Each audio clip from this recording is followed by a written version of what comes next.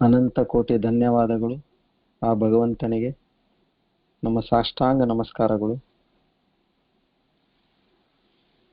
ನಮಗೆ ಈ ಆತ್ಮಜ್ಞಾನವನ್ನು ಕೊಟ್ಟಿದ್ದಾನೆ. ಈ ಜ್ಞಾನ ನಮ್ಮಲ್ಲಿ ಸಂಪೂರ್ಣವಾಗಿ ತಿಳಿದು ನಮ್ಮಲ್ಲಿ ಒಂದು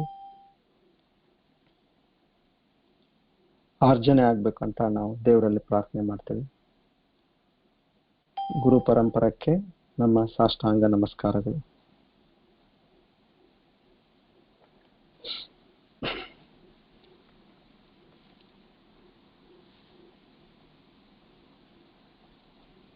ಇಂದಿನ ಪ್ರವಚನ ಪಾಠ 18ನೇದು. 18 ಏಪ್ರಿಲ್ 2020 ಶರ್ವರಿ ನಾಮ ಸಂವತ್ಸರ ಉತ್ತರಾಯಣ ವಸಂತ ಋತು ಚೈತ್ರ ಮಾಸ ಕೃಷ್ಣ ಪಕ್ಷ ಏಕಾದಶಿ ಶನಿವಾರ.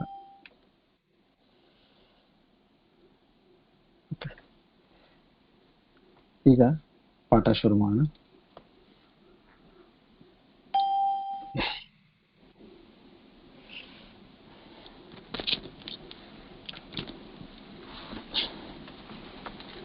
ಈಗ ನಿನ್ನೆದು ಒಂದು ಸ್ವಲ್ಪ ಬ್ಯಾಕ್ಗ್ರೌಂಡ್ ತಗೊಂಡು ಮುಂದೆ ಹೋಗೋಣ. ನಿನ್ನೆ ದಿವಸ ಏನಾಯ್ತು, ಕೃಷ್ಣ ಪರಮಾತ್ಮರು 3 ಶ್ಲೋಕದಲ್ಲಿ ಹೇಳ್ತಾರೆ, 42, 43, 44.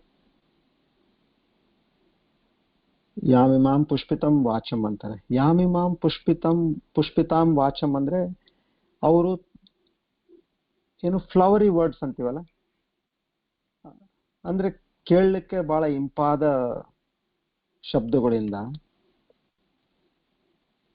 ನಮಗೇನ್ ತಿಳಿಸ್ತಾರೆ, ವೇದದಲ್ಲಿ ಅದನ್ನು ಇದೆ. ನಿಮ್ಗೆ ಯಾವ್ದಾವ್ದು ನಿಮಗೆ ಕಾಮ್ಯ ಕರ್ಮಕ್ಕೆ ಬೇಕು, ಹೇಗೆ ನಿಮಗೆ ಮಕ್ಕಳು ಬೇಕು, ಇಲ್ಲ ಸ್ವರ್ಗ ಬೇಕು, ಪುತ್ರ ಕಾಮೇಷ್ಟಿ, ಸ್ವರ್ಗ ಕಾಮೇಷ್ಟಿ, ಇಲ್ಲ ನಿಮಗೆ ವಾಕ್ಚಾತುರ್ಯ ಬೇಕು, ಇಲ್ಲ ನಿಮಗೆ ಆಸ್ತಿ ಬೇಕು, ಸಂಪತ್ತು ಬೇಕು, ಆರೋಗ್ಯ ಬೇಕು, ಎಲ್ಲದಕ್ಕೂ ಸಾಕಷ್ಟು ಅದರಲ್ಲಿ ವೇದಗಳಲ್ಲಿ ಮಾರ್ಗ ಇದೆ. ಆದ್ರೆ ಇಲ್ಲಿ ಭಗವಂತ ಏನಂತಾನೆ, ಇದು ರಾಜಸಿಕ ಜೀವನಪ್ಪ. ಇದು ನೀನ್ ಮತ್ತೆ ಒಂದು ಆಸೆ ಇಟ್ಕೊಂಡು ನೀನ್ ನನ್ನ ಹತ್ರ ಬರ್ತಾ ಇದೀಯಾ, ಕೇಳ್ತಾ ಇದೀಯಾ, ಏನು ಅದ್ರದ್ದು ಪಡಿತಾ ಇದೆಯಾ ಕೂಡ, ಅದು ಶಾಶ್ವತ ಅಲ್ಲ. ಅದು ಸ್ವಲ್ಪ ಹೊತ್ತಿಗೆ ಮತ್ತೆ ನಷ್ಟ ಆಗೋಗುತ್ತೆ. ನೀನ್ ಕೇಳೋದಿಂತದ್ ಕೇಳು, ಯಾವುದು ಸದಾ ಇರುತ್ತೆ. ನೀನ್ ನನ್ನಲ್ಲೇ ತಲ್ಲಿನ ಆಗ್ಬೇಕನ್ನೋದು ಒಂದು ವಿಷಯನ ಅದನ್ನ ಕೇಳೋದ್ ಬಿಟ್ಟು ನೀನ್ ಏನೇನೋ ಬೇರೆ ಕೇಳ್ತಾ ಇದೆಯಲ್ಲ ಸಣ್ಣ ಪುಟ್ಟ ಅಂತ, ಅವಾಗ ಅವರು ಅದನ್ನ ಅಷ್ಟೇ ಹೇಳ್ತಾರೆ. ಇಂಥವ್ರು ಕಾಮ್ಯ ಕರ್ಮ ಅಂದ್ರೆ ಇಚ್ಛೆಯಿಂದ ಒಂದು ಕರ್ಮ ಮಾಡ್ತಕ್ಕಂಥವ್ರಿಗೆ ಬ್ರಹ್ಮಜ್ಞಾನ ಇಲ್ಲ ಈ ಒಂದು ಸ್ಪಿರಿಚುವಲ್ ನಾಲೆಜ್ ಬರೋದು ಕಷ್ಟ. ಯಾಕೆ ಕಷ್ಟ? ಅವರು ಒಂದು ದೇವ್ರ ಪೂಜೆ ಮಾಡ್ತಾ ಇದ್ದಾರೆ, ಇಲ್ಲ ಯಾಗ ಯಜ್ಞ ಮಾಡ್ತಾ ಇದ್ದಾರೆ. ಸೊ ಅವಾಗೆ ಅಲ್ಲಿ ಮತ್ತೆ ಈಗ ಮುಂದಿನ ಶ್ಲೋಕದಲ್ಲಿ ಇವಾಗ ಇದನ್ನ ಪರಮಾತ್ಮ ಏನಿದೆ ನಮಗೆ ತಿಳಿಸ್ಕೊಡ್ತಾರೆ. ಅದನ್ನ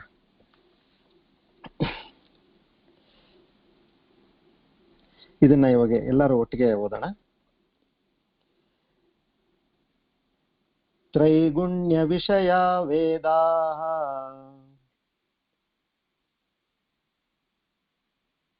ನಿಸ್ತ್ರೈಗುಣ್ಯೋ ಭವಾರ್ಜುನ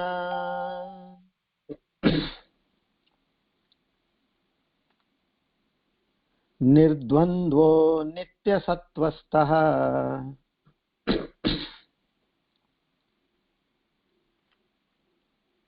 ನಿರ್ಯೋಗಕ್ಷೇಮ ಆತ್ಮವಾನ್.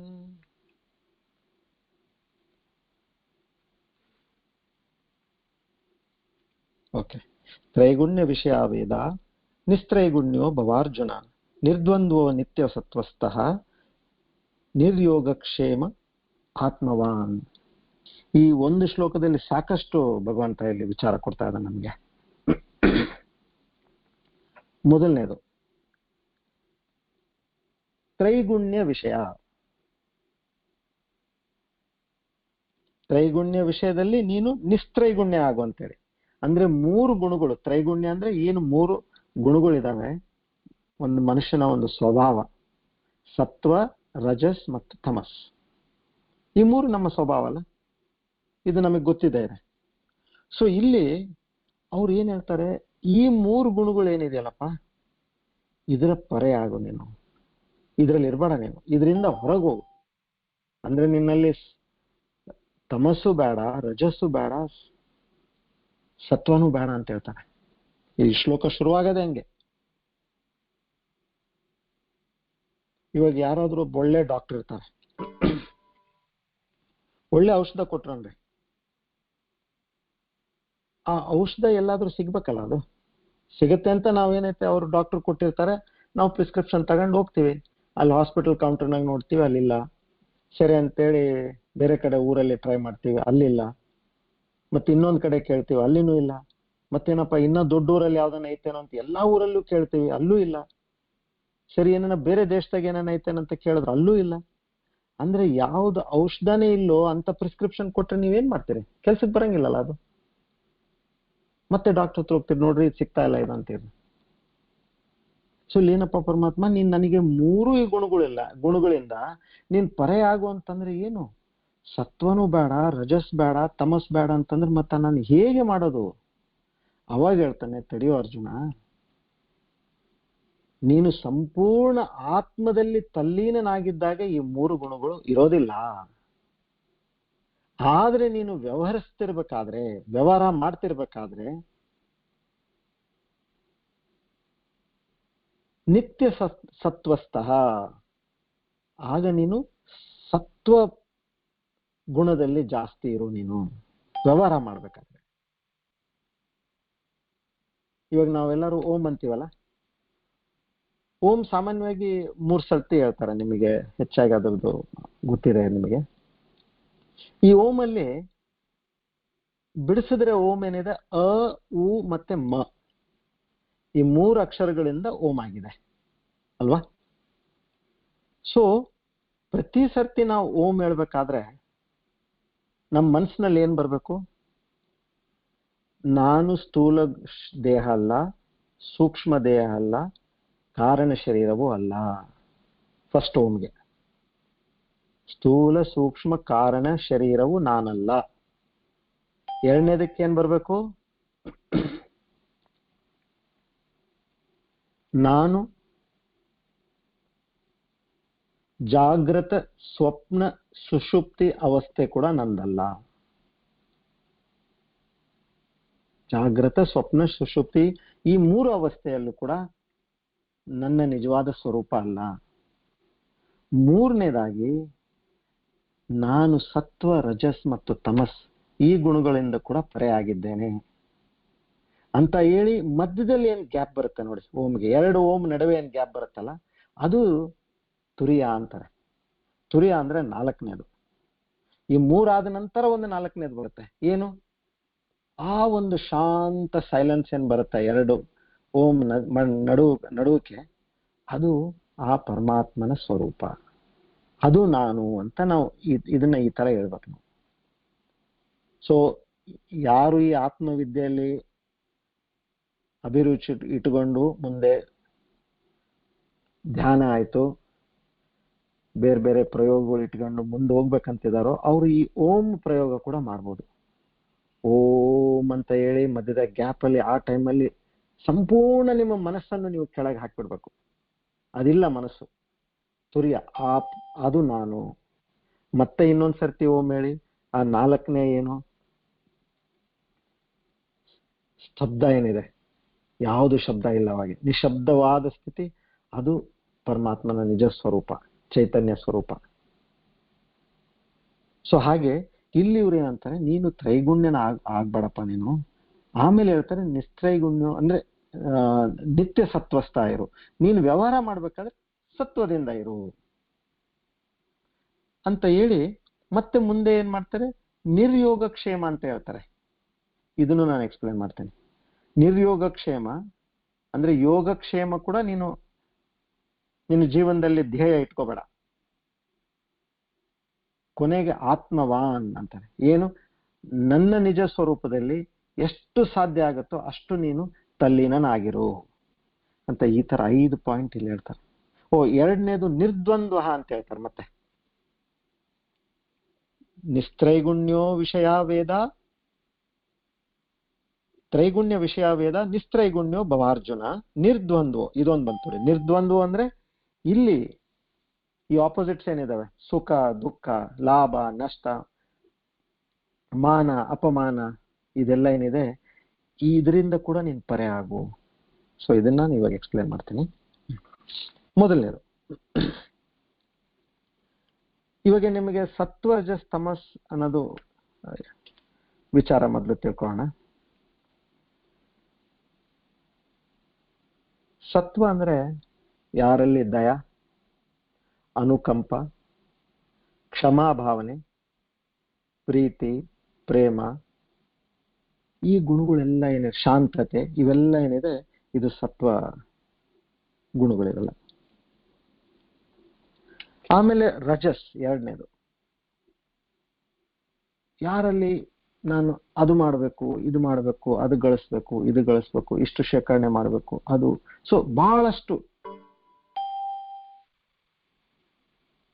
ಸಕ್ರಿಯವಾಗಿರ್ತಕ್ಕಂಥ ಮನಸ್ಸು ಮತ್ತು ದೇಹ ಏನಿರುತ್ತೆ ಅದು ರಜಸ್ ಸ್ವಭಾವ. ಅದು ತಾಮಸಿಕ ಸ್ವಭಾವ ಅಂದ್ರೆ ನಾನು ಇನ್ನೊಬ್ಬರಿಗೆ ಹೇಗೆ ಹೊಡಿಲಿ, ಇನ್ನೊಬ್ಬರಿಗೆ ಹೇಗೆ ಬಡಿಲಿ, ಅವಂದೇ ಕಿತ್ಕೊಳ್ಳಿ, ಆಮೇಲೆ ಏನು ಮಾಡೋದಿಲ್ಲ ನಾನು.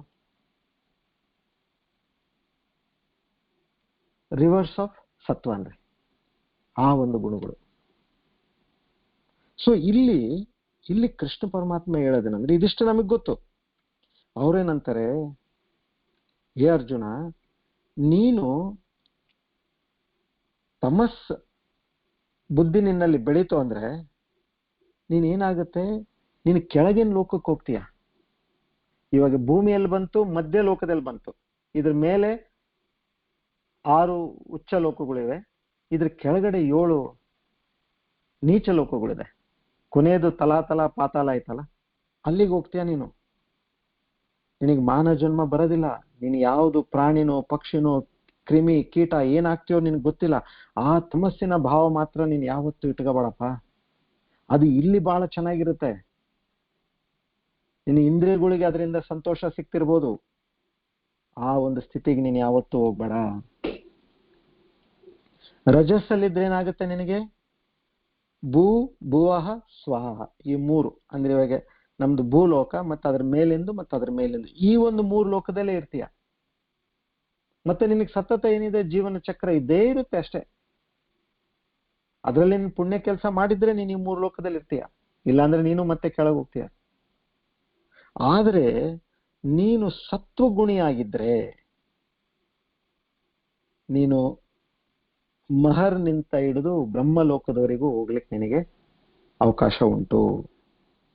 ಅದು ಕರ್ಮ ಮತ್ತು ಉಪಾಸನದಿಂದ, ಒಳ್ಳೆ ಕರ್ಮ ಮತ್ತು ಉಪಾಸನದಿಂದ ನೀನು ಈ ಒಂದು ಮೇಲಿನ ಉಚ್ಚ ಲೋಕ, ನೀನು ಬ್ರಹ್ಮಲೋಕವರೆಗೂ ಹೋಗ್ಲಿಕ್ಕೆ ನಿನಗೆ ಸಾಧ್ಯತೆ ಉಂಟಪ್ಪ. ಅದನ್ನ ನೀನು ಪ್ರಯತ್ನ ಮಾಡು. ಇವೆಲ್ಲ ಬೇಡ, ಇವೆಲ್ಲ ತುಚ್ಛ ಜೀವಿಗಳಾಗಿ ಬದುಕೋದು ಬೇಡ. ಸೊ ಇಲ್ಲಿ ಇದು ಹೇಳಿ ಮತ್ತೆ ಇವಾಗ ಅರ್ಜುನ ಕೇಳ್ತಾನೆ, ನಾನು ಹೇಗೆ ಇದನ್ನ ಮಾಡೋದು? ಅವರು ಸಕಾಮ ಕರ್ಮದಿಂದ ನಿಷ್ಕಾಮ ಕರ್ಮ ಮಾಡುವಂತ. ಇವಾಗ ಸಕಾಮ ಕರ್ಮ ಯಾರು ಮಾಡ್ತಾರೆ? ನನಗಿದು ಬೇಕು, ಅದು ಬೇಕು, ಇದನ್ನ ನಾನು ಗಳಿಸ್ಬೇಕು, ಇದನ್ನ ನಾನು ಶೇಖರಣೆ ಮಾಡಬೇಕು ಅಂತೀನಿ. ಇದು ಧರ್ಮದ ಪ್ರಕಾರನೇ ಒಳ್ಳೆ ರೀತಿಯಿಂದ ಯಾರು ದುಡಿತಾರೋ ಅದು ಸಕಾಮ ಕರ್ಮ. ಅದು ನಿಷ್ಕಾಮ ಕರ್ಮ ಅಂದ್ರೆ ಸೆಲ್ಫ್ಲೆಸ್, ಸ್ವಾರ್ಥ ಇಲ್ಲದೆ ಪರಮಾರ್ಥಕ್ಕಾಗಿ ನಾನು ಮಾಡೋದು, ಬೇರೆಯವರಿಗೆ ಮಾಡೋದು. ಅಂದ್ರೆ ಇಲ್ಲೇನಿದೆ, ದಯ, ಕರುಣ, ದಾನ, ಇನ್ನೊಬ್ಬರಿಗೆ ಸಹಾಯ ಮಾಡ್ತಕ್ಕಂಥ ವಿಷಯ ನಿಷ್ಕಾಮ ಕರ್ಮ. ಅಲ್ಲಿ ಮುಖ್ಯವಾಗಿ ಆಸೆ ಇಲ್ಲದೆ ನೀನು ಕೆಲಸ ಮಾಡು. ನಿನಗೇನು ಕಾಮನೇ ಇಲ್ಲಲ್ಲ. ಕಾಮ ಅಂದ್ರೆ ಆಸೆ ಅಲ್ಲ, ಡಿಸೈರ್ಲೆಸ್ ಆಗಿ ನೀನು ಕೆಲಸ ಮಾಡು. ಇದರಿಂದ ಏನಾಗುತ್ತೆ, ನೀನು ಮೇಲೆ ಮೇಲೆ ಮೇಲೆ ಲೋಕಕ್ಕೆ ಹೋಗ್ತೀಯ, ಸತ್ಯಲೋಕದವರೆಗೂ ನೀನು ಹೋಗ್ತೀಯ, ಬ್ರಹ್ಮಲೋಕದವರೆಗೆ. ನೀನು ಇಲ್ಲಿ ಅಪರಾವಿದ್ಯಾ ಅಂತ ಏನಂತೀವಿ, ಜಗತ್ತಲ್ಲಿರ್ತಕ್ಕಂಥ ಈ ಅಪರಾವತ ಇಹಲೋಕ ವಿಚಾರ ನೀನ್ ಬಿಟ್ಬಿಡು, ಪರಲೋಕದ ವಿಚಾರ ನೀನ್ ಮಾಡು.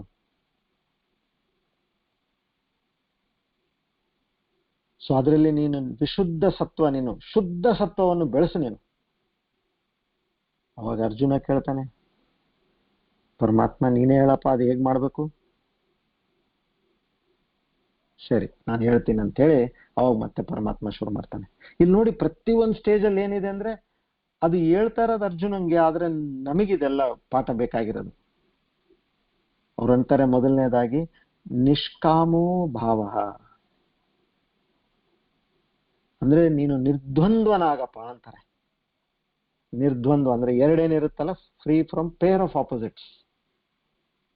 ಇವಾಗ ಬಾಡಿ ಲೆವೆಲ್ಗೆ ಏನು, ಶೀತ ಉಷ್ಣ ಬಾಡಿ ಲೆವೆಲ್ಗೆ. ಮನಸ್ಸಿನ ಲೆವೆಲ್ಗೆ ಸುಖ ದುಃಖ, ಸುಖ ದುಃಖ ಲಾಭ ನಷ್ಟ. ನಮ್ಮ ಬುದ್ಧಿಯ ಲೆವೆಲ್ಗೆ ಏನಿದೆ, ಮಾನ ಅಪಮಾನ. ಯಾರಿಗಾದ್ರೂ ಮಾನ ಆಯ್ತು ಇಲ್ಲ ಅಪಮಾನ ಆಯ್ತು ಅಂದ್ರೆ ಅದು ಬುದ್ಧಿಗೆ ತಟ್ಟುತ್ತದೆ, ಮನಸ್ಸಿಗೆ ತಟ್ಟೋದಿಲ್ಲ. ಮನಸ್ಸಿಗೆ ಲಾಭ ನಷ್ಟ ಸುಖ ದುಃಖ ಇದು ತಟ್ಟುತ್ತೆ. ಸೊ ಈ ಮೂರು ಏನು ದ್ವಂದ್ವಗಳಿದೆಯಲ್ಲ, ಈ ದ್ವಂದ್ವಗಳಿಂದ ನೀನ್ ದೂರ ಆಗು. ರಾಗ ದ್ವೇಷ ಇದನ್ನು ಒಂದು ದ್ವಂದ್ವನೇ. ನೀನು ಯಾವುದಕ್ಕೂ ಬೇಕೋ ಅದ್ರ ಹಿಂದೆ ಹೋಗು, ಯಾವುದು ಬೇಡವೋ ಅದರಿಂದ ದೂರ ಇರು. ಮೊದ್ಲು ಅದು ನಿಶ್ಚಯ ಮಾಡು ನೀನು. ಯಾಕಂದ್ರೆ ಪ್ರತಿಯೊಂದು ಕೆಲಸದಲ್ಲಿ ಏನಾಗುತ್ತೆ, ನಾವು ಮೊದಲನೇದು ಡಿಸಿಷನ್ನೇ ನಮ್ದು ಸರಿ ಇರಂಗಿಲ್ಲ.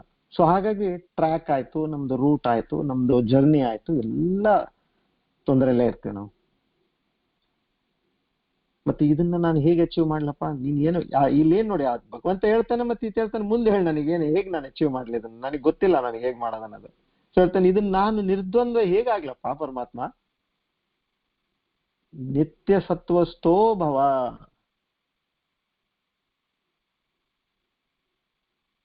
ಶಾಂತವಾಗಿರು.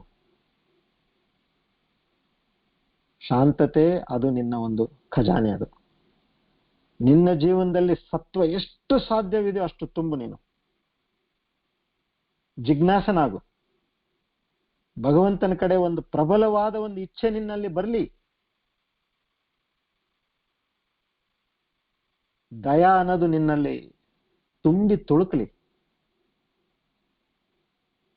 ಇದರಿಂದ ನೀನು ನಿಷ್ಕಾಮ ಭಾವವನ್ನು ಪಡೀಲಿಕ್ಕೆ ಸಾಧ್ಯ ಉಂಟಪ್ಪ.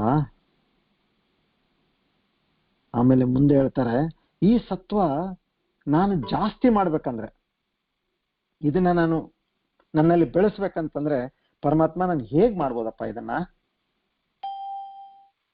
ಅವಾಗ ಅವ್ರು ಹೇಳ್ತಾರೆ, ನೀನು ನಿತ್ಯ ಸತ್ವವನ್ನು ಬೆಳೆಸ್ಬೇಕಂದ್ರೆ ಅರ್ಜುನ, ನಿನ್ನ ಮನಸ್ಸು ಯೋಗ ಮತ್ತು ಕ್ಷೇಮ ಇವೆರಡರಿಂದ ಹೊರಗೆ ಬಾ. ನೀನು ಯೋಗ ಮತ್ತು ಕ್ಷೇಮ ಇದು ಅಂದ್ರೆ ಏನಿದು? ಯೋಗ ಮತ್ತು ಕ್ಷೇಮ ಅಂದ್ರೆ ಯೋಗಕ್ಷೇಮಂ ವಮಾಮ್ಯಹಂ ಅಂತ ನಾವು LIC ಕೇಳಿದೀವಲ್ಲ, ಅವ್ರು ಇಲ್ಲಿಂದನೇ ತಗೊಂಡಿದ್ದು, ಭಗವದ್ಗೀತೆಯಿಂದನೇ. ನಾವು ಯಾವುದನ್ನ ಪಡಿಲಿಕ್ಕೆ ಪ್ರಯತ್ನ ಮಾಡ್ತೀವೋ ಅದಕ್ಕೆ ಯೋಗ ಅಂತೀವಿ. ಪಡಿಲಿಕ್ಕೆ ಪ್ರಯತ್ನ ಮಾಡೋದು. ಆ ಪಡೆದ ಮೇಲೆ ಅದನ್ನ ನಾವೇನು ದೇಖರೇಖೆ ಮಾಡ್ಬೇಕಲ್ವಾ, ಅದಕ್ಕೆ ಕ್ಷೇಮ ಅಂತೀವಿ. ಇನ್ನೊಂದು ರೀತಿ ಹೇಳ್ಬೇಕಂದ್ರೆ ಅಲಬ್ಧಸ್ಯ ಲಾಭ, ಅದಕ್ಕೆ ಯೋಗ ಅಂದ್ರೆ ಪಡೆಯೋದು. ಅಲಬ್ಧಸ್ಯ ಇದು ನನ್ನ ಹತ್ರ ಇಲ್ಲ, ಇದು ಅದನ್ನ ನಾನು ಇವಾಗ ಪಡಿಬೇಕು. ನನ್ನ ಹತ್ರ ಇವಾಗ ನಾನೊಂದು ಕಾರ್ ತಗೋಬೇಕಂದ್ರೆ ಅದು ನನ್ನ ಹತ್ರ ಇಲ್ಲ, ಎಲ್ಲಿಂದ ತಗೋಬೇಕು? ಕಂಪನಿಯಿಂದ ಶೋರೂಮ್ಗೆ ಹೋಗಿ ತಗೋಬೇಕು ನಾನು. ಅಲಬ್ಧಸ್ಯ ನನ್ನ ಹತ್ರ ಇಲ್ಲದೆ ಇರೋದನ್ನ ಪಡೆಯೋದು ಯೋಗ. ಲಬ್ಧಸ್ಯ ರಕ್ಷಣ ಕ್ಷೇಮ. ನಾನು ಏನ್ ತಗೊಂಡಿದ್ದೀನೋ ಅದನ್ನ ನಾನು ಕಾಪಾಡಬೇಕು, ಕಾಯ್ಬೇಕು. ಇವಾಗ ಬರ್ತಿದ್ದಂಗೆನೆ ಕಾರ್ ಬರ್ತಿದ್ದಂಗೆ ಟ್ಯಾಕ್ಸ್ ಕಟ್ಟಬೇಕು, ರೋಡ್ ಟ್ಯಾಕ್ಸ್ ಕಟ್ಟಬೇಕು, ಇನ್ಶೂರೆನ್ಸ್ ಮಾಡಿಸ್ಬೇಕು, ದಿನ ತೊಳಿಬೇಕು, ಮತ್ತೆ ಟೈಮ್ ಟು ಟೈಮ್ ಮೇಂಟೆನೆನ್ಸ್ ಮಾಡಬೇಕು. ಸೊ ಇದೆಲ್ಲ ಕೆಲಸ ಇದೆಯಲ್ಲ. ಸೊ ಇಲ್ಲಿವ್ರು ಏನಂತಾರೆ, ಈ ತರ ಹೊಸದಾಗಿರೋದನ್ನ ಪಡೆಯೋದು ಮತ್ತೆ ಅದನ್ನ ರಕ್ಷಣೆ ಮಾಡೋದು, ನಿನ್ ಜೀವನ ಎಲ್ಲ ಇದ್ರಾಗೆ ಹೋಗ್ಬಿಡ್ತಪ್ಪ ಇದು. ಯಾಕಂದ್ರೆ ಇದು ಆಸೆ ಅಲ್ಲ, ಇದು ಅದು ಹೊಸ ತಗೋಬೇಕು, ಇದು ಹೊಸ ತಗೋಬೇಕು. ಅದು ಒಂದ್ಸರ್ತಿ ಮನಸ್ಸಿಗೆ ಅದು ಚಟ ಆಯ್ತಂದ್ರೆ ಏನಾಗುತ್ತೆ, ಇನ್ನೊಬ್ಬರನ್ನ ನೋಡಿ ನಾವು ಅದನ್ನ ಪಡಿಬೇಕು. ನಾವು ಅವ್ರು ಇದು ತಗೊಂಡಿದ್ರಲ್ಲ ಅದೇ ಲೆವೆಲ್ಗಾಗ್ಲಿ, ಇಲ್ಲ ನಾನು ಅದಕ್ಕಿಂತ ಹೆಚ್ಚಿನ ಲೆವೆಲ್ ನಾನು ತಗೋಬೇಕಪ್ಪ, ಅದು ಆಟೋಮ್ಯಾಟಿಕ್ ಅದು ಬರುತ್ತದು. ಸೊ ಅದನ್ನ ನೀನು ಕಾನ್ಶಿಯಸ್ ಆಗಿ ನೀನು ಮನಸ್ಸನ್ನು ಟ್ರೈನ್ ಮಾಡಿ ನೀನೇನ್ ಮಾಡ್ಬೇಕು, ಇಲ್ಲ ನಾನು ಆ ಒಂದು ಇದರಲ್ಲಿ ರೇಸ್ನಾಗ ನಾನು ಹೋಗೋದು ಬೇಡ, ಆ ಒಂದು ಓಟದಾಗ ನಾನು ಹೋಗೋದೇ ಬೇಡ. ಇಲ್ಲಿ ನಮಗ್ ಪಾಠ ಹೇಳ್ಕೊಡ್ಬೇಕಾದ್ರೆ ನಮ್ ಗುರುಗಳು ಹೇಳಿದ್ರು, ಇದು ಹೆಂಗಿರುತ್ತಂದ್ರೆ ಒಬ್ಬೊಬ್ರು ಒಂದೊಂದು ಆಸ್ತಿ ಮಾಡ್ತಾ ಇರ್ತಾರಲ್ಲ, ಇಲ್ಲಿ ನಾನು ಅದ್ ತಗೊಂಡೆ, ಅಲ್ಲಿ ಇದು ತಗೊಂಡೆ, ಇದನ್ ಮಾಡಿದೆ ಅದನ್ನ ಮಾಡಿದೆ ಅಂದ್ರೆ, ಈ ರೈಲ್ವೆ ಸ್ಟೇಷನ್ನಾಗೆ ಇವಾಗ ಅಷ್ಟು ಎಲ್ಲ ಟ್ರಾಲಿಗಳೆಲ್ಲ ಬಂದಿದಾವೆ. ಮೊದ್ಲು ಟ್ರಾಲಿ ಇರ್ಲಿಲ್ಲ, ಬಹಳ ಹಿಂದಿಂದ ಹೇಳ್ತಾ ಇದ್ದೀನಿ. ಇಲ್ಲ ಇವಾಗನು ಕೆಲವ್ರಿಗೆ ಟ್ರಾಲಿ ಸಿಗದೆ ಇರೋರು ಕೂಲಿ ಏನ್ ಮಾಡ್ತಾರೆ, ಒಂದು ಬಲಗಡೆ ಭುಜಕ್ಕೆ ಹಾಕ್ತಾರೆ, ಆಮೇಲೆ ಒಂದ್ ಎಡಗಡೆ ಭುಜಕ್ಕೆ ಹಾಕ್ತಾರೆ, ಮತ್ತೆ ಬಲಗೈಯಲ್ಲಿ ಒಂದ್ ಇಟ್ಕೊಂತಾರೆ, ಮತ್ತೆ ಎಡಗೈಯಲ್ಲಿ ಒಂದ್ ಇಟ್ಕೊಂತಾರೆ. ಮತ್ತೆ ಏನ್ ಮಾಡ್ತಾರೆ, ಇನ್ನ ಇದಾವೆ ಅಂದ್ರೆ ಲಗೇಜ್ ಏನ್ ಮಾಡ್ತಾರೆ, ಮತ್ತೆ ಇಲ್ಲ ಸ್ವಲ್ಪ ಬಗ್ತಾರೆ, ಸರ್ ತಲೆ ಮೇಲೆ ಇಡ್ರಿ ಅಂತಾರೆ. ಇನ್ನ ಆಯ್ತಪ್ಪ ಅಂತಂದ್ರೆ ಇನ್ನೊಂದು ಕುತ್ತಿಗೆಗೆ ಒಂದ್ ಸ್ವಲ್ಪ ಹಿಂದಕ್ಕೆ ಹಾಕ್ರಿ, ನನ್ ಬೆನ್ ಹಿಂದಕ್ಕೆ ಹಾಕ್ರಿ ಅಂತಾರೆ. ಇದು ಕೂಲಿಯವನೇನೋ ನಾವು ನೋಡ್ತೀವಿ ಇಷ್ಟೆಲ್ಲ ಲಗೇಜು, ನಮ್ ಜೀವನದಾಗ ನಾವ್ ಇಷ್ಟೆಲ್ಲ ಏನ್ ಜಾಸ್ತಿ ಜಾಸ್ತಿ ಜಾಸ್ತಿ ಜಾಸ್ತಿ ಆಸ್ತಿ ಮಾಡಿದ್ರೆ ನಮ್ ಪರಿಸ್ಥಿತಿ ಇದೆ. ನಾವು ಕೂಲಿ ಕೆಲಸನೇ ಮಾಡ್ತಾ ಇದೀವಿ, ಯಾರಿಗೆ? ಅದನ್ನೆಲ್ಲ ನಾವು ಅನ್ಭೋಗ್ಸೋದಿಲ್ಲ. ಪ್ರಾಕ್ಟಿಕಲ್ ಆಗಿ ಆಲೋಚನೆ ಮಾಡ್ರಿ ನೀವು. ಯಾಕೆಂದ್ರೆ ಜೀವನದಲ್ಲಿ ಬೇರೆ ಉದ್ದೇಶಗಳು ಇದಾವೆ. ದುಡ್ಡು ಸಂಪಾದಿಸ್ಬೇಕು, ಖಂಡಿತ, ಅದು ಅದ್ರಲ್ಲೇನು ಎರಡನೇ ಮಾತಿಲ್ಲ. ಆದ್ರೆ ಎಲ್ಲದಕ್ಕೂ ಒಂದು ಮಿತಿ ಇರುತ್ತೆ. ಒಂದು ಕಡೆ ನಮ್ಮಲ್ಲಿ ತೃಪ್ತಿ ಬರಬೇಕು, ಒಂದು ಕಡೆಯಲ್ಲಿ ನಮಗೆ ಇನ್ನು ನಾನು ಏನಾದ್ರೂ ಹೆಚ್ಚಿನದಾಗ ಮಾಡ್ಬೇಕಪ್ಪ.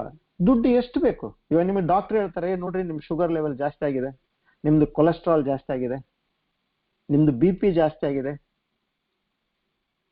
ನಿಮಗೆ ಯಾರಪ್ಪ ನೀನ್ ಬಹಳ ಪರದಾಡ್ತಾ ಇದೆಯಪ್ಪ, ದುಡ್ಡು ದುಡ್ಡು, ನಿನಗೆ ಅದು ಬಹಳ ಜಾಸ್ತಿ ಆಗಿದೆ, ನೀನ್ ಸ್ವಲ್ಪ ಕೂತ್ಕೊಂಡು ಏನಾನ ಒಂದು ಒಳ್ಳೆ ಕೆಲಸ ಮಾಡು, ದಾನ ಮಾಡು, ಇಲ್ಲ ಧರ್ಮ ಮಾಡು, ಜಪ ಮಾಡು, ಧ್ಯಾನ ಮಾಡು, ಒಂದ್ 4 ಒಳ್ಳೆ ಕೆಲಸ ಮಾಡು ಅಂತ ಹೇಳೋದು ಯಾರು ಹೇಳ್ಬೇಕು? ಇದನ್ನ ಗುರುಗಳು ಹೇಳ್ಬೇಕಲ್ಲ. ಯಾರಿಗ ಆತ್ಮಜ್ಞಾನ, ನಮ್ಮ ಒಂದು ಒಳ್ಳೆ ವಿಚಾರ ಗೊತ್ತಿರುತ್ತೆ ಅವರೇ ಹೇಳ್ತಾರೆ ಇದನ್ನ. ಹೇಗೆ ಡಾಕ್ಟ್ರಿ ಬಾಕಿ ಎಲ್ಲ ನಿಮ್ ಫಿಸಿಕಲ್ ಬಾಡಿ ವಿಷಯ ಕೇಳ್ತಾರೋ, ಸರಿಯಾಗಿ ನೋಡಿದ್ರೆ ಇವೆಲ್ಲ ಸಾಮಾನ್ಯ ನೀವು ಹೊರ್ತಾ ಇರೋದು ಯಾರಿಗೆ? ಅದ್ ಯಾರು ಅನುಭವಿಸ್ತಾರೆ ನಾವು ಮುಂದೆ, ಅವ್ರ ಸಲುವಾಗಿ ನಾವು ಎತ್ಕೊಂಡು ಅಡ್ಡಾಡ್ತಿರ್ತೀವಿ ಅವೆಲ್ಲ. ಯಾಕಂದ್ರೆ ಎಷ್ಟು ತಾಪತ್ರೆ ಆ ಪ್ರಾಪರ್ಟಿ ಅಂದ್ರೆ, ಅದನ್ನ ಸರಿಯಾಗಿ ಟೈಟಲ್ ಇದೆಯೋ ಇಲ್ಲ ಟೈಮ್ ಟು ಟೈಮ್ ನೋಡ್ಕೋಬೇಕು, ಅದಕ್ಕೇನು ಎನ್ಕ್ರೋಚ್ಮೆಂಟ್ ಬರ್ಲಾರ್ದಂಗೆ ನೋಡ್ಕೋಬೇಕು, ಟ್ಯಾಕ್ಸ್ಗಳು ಕಟ್ಟಬೇಕು, ಬಾಡಿಗೆಗೆ ಹೋಗಿಲ್ಲ ಅಂದ್ರೆ ಬಾಡಿಗೆ ಕೊಡ್ಬೇಕು, ಮತ್ತೆ ಮಧ್ಯದಾಗ ಏನೇನೋ ರಿಪೇರಿ ಅಂತೆ, ಪೇಂಟಿಂಗ್ ಅಂತೆ, ಅದು ಇದು ಏನೇನೋ ಇರ್ತವೆ ತಿಪ್ಪಲ.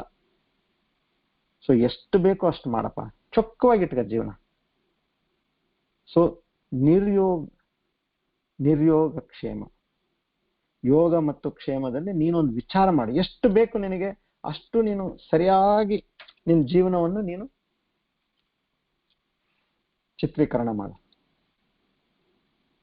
ಮತ್ತೆ ಮುಂದೆ ಅರ್ಜುನ ಕೇಳೋದು, ನಾನ್ ನಿರ್ಯೋಗ ಕ್ಷೇಮ ಹೇಗಾಗೋದು ಭಗವಂತ ಅಂತ ಕೇಳ್ತಾನೆ. ಮತ್ತೆ ನೀನೇನೋ ಹೀಗಿರೋ ಆಗಿರೋ ಅಂತ ಅಂದ್ಬಿಟ್ಟು ನಾನು ಹೇಗಾಗೋದು ಅದನ್ನ? ಆತ್ಮವಾನ್ ಕೊನೆಯದದು, ನಿರ್ಯೋಗ ಕ್ಷೇಮ ಆತ್ಮವಾನ್ ಅಂದ್ರೆ ನೀನು ಆತ್ಮಯಸ್ಯ ಅಸ್ತಿ ಸಹ ಆತ್ಮವಾನ್ ಅಂತಾರೆ. ಯಾರ ಜೀವನದಲ್ಲಿ ಭಗವಂತ ಮತ್ತು ಆತ್ಮದ ಚಿಂತೆ ಇರುತ್ತೋ ಅವನಿಗೆ ಆತ್ಮವಾನ್ ಅಂತೆ. ಯಾರಿಗೆ ಕಾಮ್ಯ ಕರ್ಮದ ಕಡೆ ಇಚ್ಛೆ ಇರುವುದಿಲ್ಲೋ ಅವರಿಗೆ ಆತ್ಮವಾನ್ ಅಂತೆ. ಯಾಕೆ? ಎಲ್ಲದಕ್ಕೂ ನನಗೆ ಭಗವಂತ ಬೇಕು ಅಂತ ಅವನಿಗೆ ಮೊದಲೇನೋ ಅವನಿಗೆ ಭಗವಂತ ಬೇಕು. ನಮ್ಗೆ ಕಾಮ್ಯ ಕರ್ಮ ಮಾಡೋರ್ಗೆ ಏನಿರ್ತೈತೆ, ನಾನು ಈ ಕೆಲಸ ಮಾಡಿದ್ದೀನಿ, ನನಗಿದು ಫಲ ಬೇಕು, ನಾನಿವಾಗ ಇಲ್ಲಿ ಇಷ್ಟು ನನಗೆ ಸಂಬಳ ಬಂದಿದೆ, ಮುಂದೆ ನಾನು ಇದನ್ನ ತಗೋಬೇಕು, ಅದನ್ನ ತಗೋಬೇಕು, ಹಾಗೆ ಮಾಡ್ಬೇಕು, ಹೀಗ್ ಮಾಡ್ಬೇಕು, ಅದೇ ವಿಚಾರ ಇರ್ತೈತೆ. ಆದ್ರೆ ಆತ್ಮವಾನ್ಗೆ ಏನಿರುತ್ತೆ, ನಾನು ಭಗವಂತನ ನಾನು ಹೇಗ್ ಪಡೀಲಿ, ಇನ್ನ ನಾನು ಏನ್ ಮಾಡಿದ್ರೆ ನನಗೆ ಆತ ಬೇಗ ಲಭ್ಯ ಆಗ್ತಾನೆ. ಸೊ ಆ ರೀತಿ ನೀನ್ ಮಾಡು. ಯಾಕೆ ಅಂದ್ರೆ ಆ ಭಗವಂತನ ವಿಚಾರ ಬಿಟ್ಟು ಬಾಕಿ ಇದೆಲ್ಲ ಅಶಾಶ್ವತಪ್ಪ. ಇಲ್ಲಿ ನೀನು ಎಷ್ಟಾದ್ರೂ ಗಳಿಸು, ನೀನು ಯಾವತ್ತು ಹೋಗ್ತೀಯೋ ನಿನಗೆ ಗೊತ್ತಿಲ್ಲ. ಅಂತ ವಿಚಾರದ ಕಡೆ ಈ ಕೂಲಿ ಕೆಲಸ ಯಾಕೆ ಮಾಡ್ತಾ ಇದೀಯಪ್ಪ ನೀನು? ಪಾಪ ಕಟ್ಕೊಂಡು ಹೋಗ್ತಾ ಇದೀಯಾ, ಆಸ್ತಿ ಇಲ್ಲಿ ಬಿಟ್ಟು ಹೋಗ್ತಾ ಇದೀಯಾ, ನೀನ್ ತಗೊಂಡು ಹೋಗೋದು ಪಾಪ ತಗೊಂಡು ಹೋಗ್ತಾ ಇದೀಯಾ. ಎಂತ ವ್ಯಾಪಾರಸ್ಥರು ನಾವು.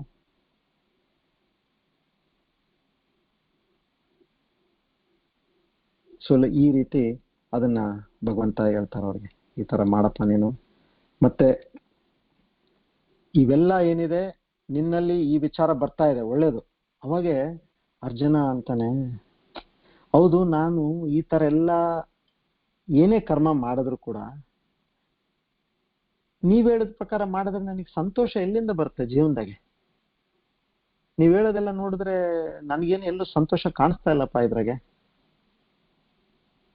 ಇರು ಹೇಳ್ತೀನಿ ಅಂತೇಳಿ ಮತ್ತೆ ಮುಂದಿನ ಶ್ಲೋಕದಲ್ಲಿ ಅವ್ರು ಅದನ್ನ ತಿಳಿಸಿ ಹೇಳ್ತಾರೆ. ಸೊ 46ನೇ ಶ್ಲೋಕ ಎಲ್ಲರೂ ಒಟ್ಟಿಗೆ ಓದೋಣ.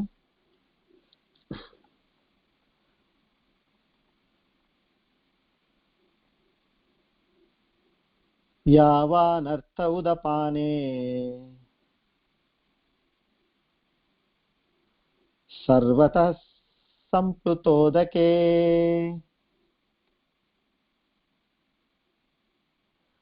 ತಾವಾನ್ ಸರ್ವೇಷು ವೇದೇಷು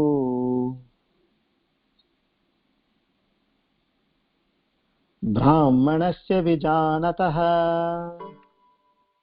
ಯಾವಾನರ್ಥ ಉದಪಾನೆ ಸರ್ವತಃ ಸಂಪ್ಲುತೋದಕೆ ತಾವಾನ್ ಸರ್ವೇಷು ವೇದೇಷು ಬ್ರಾಹ್ಮಣಸ್ಯ ವಿಜಾನತಃ. ಉದಪಾನೆ ಅಂದ್ರೆ ರಿಸರ್ವಾಯರ್, ಡ್ಯಾಮ್. ಸಂಪ್ಲುತೋದಕೆ ತುಂಬಿದ ಡ್ಯಾಮ್ ಅದು. ವೇದೇಶು ವೇದಗಳು. ಬ್ರಾಹ್ಮಣಸ್ಯ ಅಂದ್ರೆ ಬ್ರಾಹ್ಮಣನಿಂದ ವಿಜಾನತಃ ಯಾರಿಗೆ ತಿಳಿದಿದೆಯೋ. ಸೊ ಇದಕ್ಕೆ ಎಕ್ಸ್ಪ್ಲೇನ್ ಮಾಡಿದ್ವಿ. ಇಲ್ಲಿ ಎರಡು ರೀತಿಯ ಒಂದು ಅರ್ಥ ಇಲ್ಲಿ ಬರ್ತಾ ಇದೆ. ಇವಾಗ ನೀನು ಕಾಮ್ಯ ಕರ್ಮಗಳು ಮಾಡಿ ಆ ಒಂದು ಯಜ್ಞ ಮಾಡಿದಿ, ಈ ಯಾಗ ಮಾಡಿದಿ, ಈ ಕಾರ್ಯ ಮಾಡಿದಿ, ಆ ವ್ಯಾಪಾರ ಮಾಡಿದಿ, ಇಲ್ಲಿ ಇನ್ವೆಸ್ಟ್ಮೆಂಟ್ ಮಾಡಿದಿ, ಇಲ್ಲಿ ನೌಕರಿ ಮಾಡಿದಿ, ಇದೆಲ್ಲ ಮಾಡ್ತಾ ಇದೆಯಲ್ಲ, ನಿನಗೆ ಸಿಗುತ್ತಲ್ಲ, ಏನೋ ಒಂದಿಷ್ಟು ಸಿಗುತ್ತಲ್ಲ, ಅದಕ್ಕೆ ದುಡ್ಡು ಸಿಗುತ್ತೆ, ಆಸ್ತಿ ಸಿಗುತ್ತೆ, ರಿಟರ್ನ್ ಸಿಗುತ್ತೆ, ಇವೆಲ್ಲ ಸಿಗುತ್ತಲ್ಲ. ಇದು ಒಂದು ಬಾವಿ ಇದ್ದ ಹಾಗೆ. ಆದ್ರೆ ನೀನು ಈ ಪರಮಾತ್ಮನ ಚಿಂತನೆ ಮಾಡಿದ್ರೆ ನಿನಗೆ ಡ್ಯಾಮೇ ಸಿಗ್ತದಪ್ಪ. ನಿನಗೆ ನೀನ್ ಇವಾಗ ವಿಚಾರ ಮಾಡು, ನಿನಗೆ ಬಾವಿ ಬೇಕೋ ಏನು ಇದು ಪರಮಾತ್ಮ ಬೇಕು? ಯಾಕಂದ್ರೆ ಅರ್ಜುನ ಹಿಂದಿಂದ್ರಲ್ಲಿ ಏನ್ ಪ್ರಶ್ನೆ ಕೇಳ್ದ? ಇದೆಲ್ಲ ಮಾಡಿದ್ರೆ ನನಗೆ ಸುಖ ಏನಿಲ್ಲದೆ ಬಿಡ್ರಿ, ಇದ್ರಲ್ಲಿ ನೀವು ಇದನ್ನ ಮಾಡ್ಬೇಡ್ರಿ, ಅದೇನೋ ಆಸೆ ಬೇಡ ಅಂತೀರಿ, ಇಲ್ಲ ದ್ವಂದ್ವ ಬೇಡ ಅಂತೀರಿ, ಯೋಗಕ್ಷೇಮ ಬೇಡ ಅಂತೀರಿ, ಮತ್ತೆ ನನಗೆ ಸುಖ ಎಲ್ಲಿದೆ ಜೀವನದಲ್ಲಿ? ನಿನಗೆ ಗೊತ್ತಿಲ್ಲಪ್ಪ. ನೀನೇನದವೆಲ್ಲ ನೀನ್ ಅವೇನ್ ಸುಖ ಅನ್ಕೊಂಡಿದೆ ಅದು ಬಾವಿ ಇದ್ದಾಗೆ. ನೀನ್ ಇದು ಮಾಡೋದ್ರಿಂದ ನಿನಗೆ ಉದಪಾನೆ ಅಂದ್ರೆ ರಿಸರ್ವಾಯರೇ ಸಿಗುತ್ತೆ, ನಿನಗೆ ಡ್ಯಾಮೇ ಸಿಗುತ್ತೆ. ಸಾರಿ, ನೀನ್ ಏನಾದ್ರೂ ಕೇಳಿದ್ರೆ ಅದು ನಿನಗೆ ಸಿಗುತ್ತೆ. ನೀನು ಏನು ಕೇಳಲಿಲ್ಲ ಅಂದ್ರೆ ಎಲ್ಲದೂ ನಿನಗೆ ಸಿಗುತ್ತೆ. You ask for something, you get that. You ask for nothing, you get everything. ಇನ್ನ ಎರಡನೇ ಅರ್ಥ ಇಲ್ಲಿ, ಈ ವೇದಗಳು ಒಂದು ವಿಶಾಲವಾದ ಒಂದು ರಿಸರ್ವಾಯರ್ ಡ್ಯಾಮ್ ಇದ್ದ ಹಾಗೆ. ಇದರಲ್ಲಿ ಕರ್ಮಕಾಂಡ, ಉಪಾಸನ ಕಾಂಡ, ಜ್ಞಾನಕಾಂಡ ಎಲ್ಲ ಇದೆ ಇದರಲ್ಲಿ. ಕಾಮ್ಯ ಕರ್ಮ ಇರೋರು ಏನ್ ಮಾಡ್ತಾರೆ? ಅವ್ರಿಗೆ ಯಾವ್ದ್ಯಾವ್ದು ಅವ್ರ ಆಸೆಗಳು ತೀರ್ಸ್ಕೊಳ್ಳಿಕ್ಕೆ ಏನ್ ಬೇಕು ಅವಂತವೆಲ್ಲ ಇದೇ ಒಂದು ವೇದಗಳಿಂದ ಹೇಗೆ ಮಾಡ್ಬೇಕು, ಈ ಯಾಗ ಹೇಗ್ ಮಾಡ್ಬೇಕು, ಈ ಯಜ್ಞ ಹೇಗ್ ಮಾಡ್ಬೇಕು, ಇದೆಲ್ಲ ಮಾಡ್ಕೊಂಡು ಅವರು ಅದರಿಂದ ಲಾಭ ಪಡಿತಾರೆ. ಆದ್ರೆ ಯಾರು ಬುದ್ಧಿವಂತ, ಇಲ್ಲಿ ಬುದ್ಧಿಯೋಗ ಅಂತ ಹೇಳಿದ್ರಲ್ಲ, ಆ ತರದವ್ರು ಏನ್ ಮಾಡ್ತಾರೆ, ಅವರು ಒಂದು ಬಾವಿನೇ ಆಗಿರ್ಲಿ, ಚಿಕ್ಕದಾಗಿರೋದು, ಆತ್ಮಜ್ಞಾನದ್ದು ಬಹಳ ಏನ್ ಜಾಸ್ತಿ ಇಲ್ಲ ವಿಶ್ಲೇಷಣೆ, ಆ ಚಿಕ್ಕದಾಗಿರ್ಲಿ ಆ ಬಾವಿಯಿಂದನೇ ಅವ್ರು ಏನಿದೆ ಅದೆಷ್ಟು ಬೇಕೋ ಅಷ್ಟೇ ನೀರು ತಗೊಂಡು ಅವರು ತೃಪ್ತಿಯಾಗಿರ್ತಾರೆ ಆತ್ಮದಲ್ಲಿ. ಇವಾಗ ನಮಗೆ ನೀರು ಕುಡಿಲಿಕ್ಕೆ ಬೇಕು, ನಮ್ಗೇನು 1 ಲೋಟ ಬೇಕು, 2 ಲೋಟ ಬೇಕು. ನಿಮಗೆ ಬಾವಿಯಿಂದ ಸಿಗಲಿ, ಇಲ್ಲ ಅಂದ್ರೆ ಅದು ಇದರದಿಂದ ಏನು ಡ್ಯಾಮ್ ಇಂದ ಸಿಗಲಿ, ನಮಗ್ ಬೇಕಾಗಿರೋದು ಒಂದೆರಡು ಲೋಟ ಅಲ್ಲ, ನಮ್ಗೆ ಏನ್ ಮಾಡೋದೈತಿ ಇಷ್ಟೆಲ್ಲ ತಗೊಂಡು ಅಂತ ಇಲ್ಲಿ ಹೇಳ್ತಾರೆ. ನಿನಗೆ ಸುಖಕ್ಕೆ ಯಾವತ್ತು ಏನು ಕಮ್ಮಿ ಆಗೋದಿಲ್ಲಪ್ಪ, ನೀನು ಅದ್ರ ಬಗ್ಗೆ ಮಾತ್ರ ಚಿಂತೆ ಮಾಡ್ಲಿಕ್ಕೆ ಹೋಗ್ಬೇಡ ನೀನು, ಅಷ್ಟು ನಿನಗೆ ಇದರಲ್ಲಿ ಸುಖ ಸಿಗುತ್ತೆ. ಅಂದ್ರೆ ಅವರು ಅದ್ರ ಸುಮ್ಮನೆ ಹೇಳೋದಿಲ್ಲ, ಮುಂದೆಲ್ಲ ಹೇಳ್ತಾರ ಅದನ್ನ. ನೀನು ಒಂದ್ಸರ್ತಿ ನಿನ್ನ ಅಹಂ ಏನೈತಲ್ಲ ಅದನ್ನ ನೀನು ಕೆಳಗೆ ಹಾಕು, ನೀನು ಸರ್ವಶ್ರೇಷ್ಠನಾಗ್ತೀಯ. ಆ ಅಹಂನ ನೀನು ಎಷ್ಟು ಅದಕ್ಕೆ ಪ್ರೋತ್ಸಾಹ ಕೊಡ್ತೀಯೋ ಅಷ್ಟು ನೀನು ಕೆಳಗೆ ಹೋಗ್ತೀಯ. ನೋಡ್ರಿ, reverse direction. Drop the ego, you get the best. Keep the ego, you get the worst.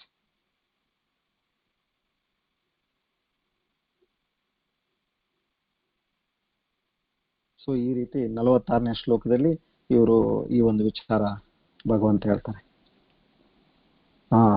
ಇವಾಗ ಬಂದ್ವಿ ನಾವು, ಇದು ಎಲ್ಲರಿಗೂ ಗೊತ್ತಿರೋ ಶ್ಲೋಕ, ಇದು 47ನೇ ಶ್ಲೋಕ.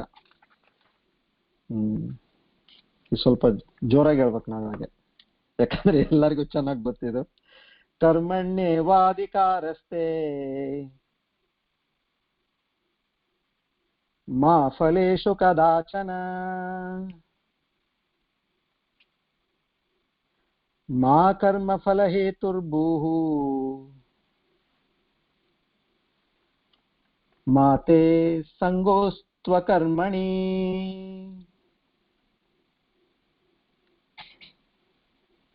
ಕರ್ಮಣ್ಯೇವಾಧಿಕಾರಸ್ತೆ ಮಾ ಫಲೇಷು ಕದಾಚನ ಮಾ ಕರ್ಮ ಫಲ ಹೇತುರ್ಭೂಃ ಮಾತೆ ಸಂಗೋಸ್ತ್ವ ಕರ್ಮಣಿ. ಇದು ಹೈಲಿ ಕಾಂಟ್ರಡಿಕ್ಟರಿ. ಇದು ಫಸ್ಟ್ ಕ್ವಶನ್ ಇಲ್ಲಿ ಏನ್ ಬರ್ತಂದ್ರೆ, ಆಸೆ ಇಲ್ಲದೆ ನಾನು ಹೇಗ್ ಮಾಡ್ಲಪ್ಪ ಕೆಲ್ಸ.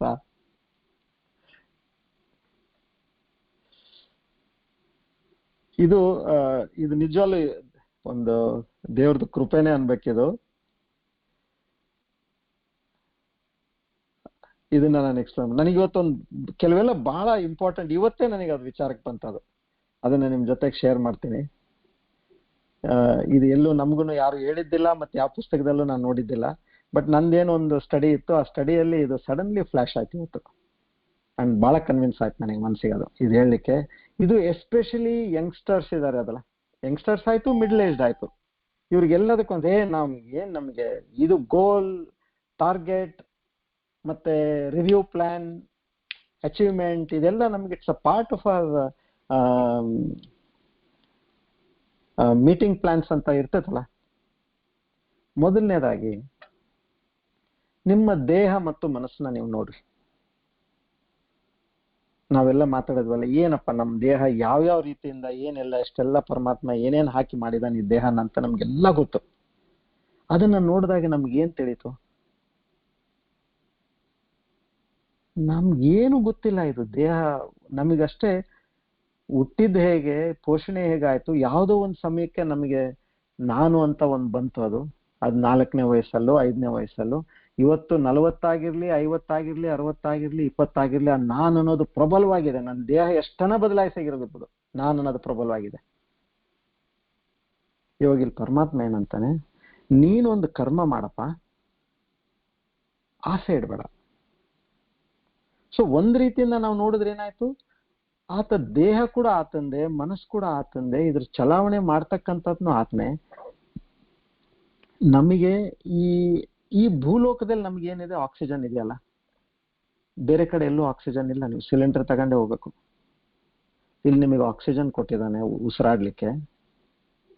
ಅದಿಲ್ಲ ಅಂದ್ರೆ ಎಷ್ಟೊತ್ತು ಬೇಕು? ಇವಾಗ ವೈರಸ್ನಾಗೆ ನಾವೇ ನೋಡ್ತಾ ಇದೀವಲ್ಲ, ಅಲ್ಲಿ ಇಲ್ಲಿ ಏನಾಗ್ತಾ ಇದೆ, ಈ ಆಕ್ಸಿಜನ್ನೇ ಹೋಯ್ತನ್ರಿ ಈ ಪ್ಲಾನೆಟ್ ಇಂದ. ಆಕ್ಸಿಜನ್ ಆತ್ ಕೊಡ್ತಾ ಇದ್ದಾನೆ, ಊಟ ಆತ್ ಕೊಡ್ತಾ ಇದ್ದಾನೆ. ಇವ ನಿಮ್ಮ ಹತ್ರ ಎಷ್ಟನ ದುಡ್ಡಿರ್ಲಿ, ಧಾನ್ಯ ಇಲ್ಲ, ದವಸ ಇಲ್ಲ, ನಿಮಗೇನಿದೆ ಯಾವ್ದು ಒಂದು ಕಾಯಿಪಲ್ಯ ಇಲ್ಲ, ಒಂದು ಯಾವ್ದು ಹಣ್ಣಿಲ್ಲ ಅನ್ಕೊಳ್ರಿ, ನೀವೇನ್ ತಿಂತೀರಾ? ಹೋಗ್ಲಿ, ಪ್ರಾಣಿನೂ ಇಲ್ಲ ಅಂತ ಅನ್ಕೊಳ್ರಿ. ಇಲ್ಲ ನಾವು ಪ್ರಾಣಿ ತಿಂತೀವಿ, ಮೀನ ತಿಂತೀವಿ, ಅದು ಇದು ಅಂತಂದ್ರೆ ಯಾವ್ದ್ಯಾವ್ದು ಇಲ್ಲ ನಿಮಗೆ ತಿನ್ಲಿಕ್ಕೆ. ಅದನ್ನು ಭಗವಂತನೇ ಕೊಡ್ತಾ ಇದ್ದಾನ. ತಿಂದ್ರು ಕೂಡ ಪಚನೆ ಆತ್ನೆ ಮಾಡ್ತಾ ಇದ್ದಾನೆ. ನಮಗೆ ಪಚನೆ ಆಗ್ಲಿಲ್ಲ ಅಂದ್ರೆ ನೀವು ಮತ್ತೆ ತಿಂತೀರೇನು? ಹಸಿವು ಆತ್ನೆ ಕೊಡ್ತಾ ಇದ್ದಾನೆ, ಊಟನೂ ಆತ್ನೆ ಕೊಡ್ತಾ ಇದ್ದಾನೆ, ಪಚನೆ ಕೂಡ ಆತ್ನೆ ಮಾಡ್ತಾ ಇದ್ದಾನೆ. ಅದನ್ನೆಲ್ಲ ಕ್ಲೀನ್ ಅಪ್ ಮಾಡೋದು ಆತ್ನೆ ಮಾಡ್ತಾ ಇದ್ದಾನೆ. ಅದು ಸರಿ ಕ್ಲೀನ್ ಆಗ್ಲಿಲ್ಲ ಅಂದ್ರೆ ನೀವೇನ್ ತಿನ್ನಕ್ಕೂ ಸಾಧ್ಯ ಇಲ್ಲ. ಸೊ